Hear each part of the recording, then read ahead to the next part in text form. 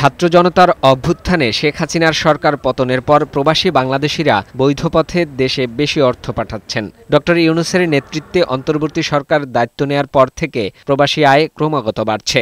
বাংলাদেশ ব্যাংকের তথ্যমতে সদ্য বিদায়ী সেপ্টেম্বর মাসে 240 কোটি 47 লাখ মার্কিন ডলার রেমিট্যান্স এসেছে দেশে। তাতে প্রতিদিন গড়ে দেশে এসেছে 8 কোটি 2 লাখ ডলার। ব্যাংক ব্যবস্থায় সরকারের সংস্কার শুরু হওয়ায় আস্থা ফিরেছে প্রবাসীদের, যে কারণে ব্যাংকের মাধ্যমে বেশি টাকা পাঠাচ্ছেন তারা। সেপ্টেম্বরে রেমিট্যান্স আহরণের শীর্ষস্থান ধরে রেখেছে ইসলামী ব্যাংক। তারা রেমিট্যান্স এনেছে 40 কোটি 27 লাখ ডলার। দ্বিতীয় সর্বোচ্চ 32 কোটি 21 লাখ ডলার এসেছে অগ্রণী ব্যাংকের মাধ্যমে। তৃতীয় স্থানে আছে ট্রাস্ট ব্যাংক। 24 কোটি 55 লাখ ডলারের প্রবাসী আয় এসেছে ব্যাংকটির মাধ্যমে। এই সময়ে কোনো রেমিট্যান্স আসেনি এমন ব্যাংকের সংখ্যা 7টি।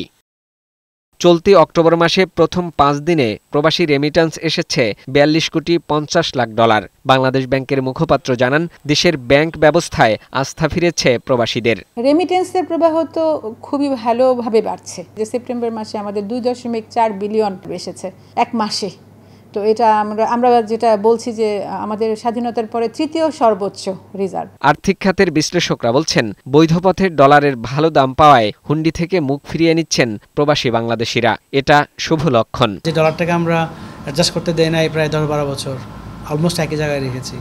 এখন বেশ খানিকটা সমন্বয় হয়েছে, আর সামনে দিয়ে হয়তো আস্তে আস্তে একটু সমন্বয় হতে পারে। প্রবাসীদের জন্য বিমানবন্দরে আলাদা লাউঞ্জ করা সহ অন্তর্বর্তী সরকারের ভালো উদ্যোগের পাশাপাশি দক্ষ জনশক্তি তৈরির পরামর্শ দেন এই অর্থনীতিবিদ। ফাহিম মুনাইম, বৈশাখী সংবাদ, ঢাকা।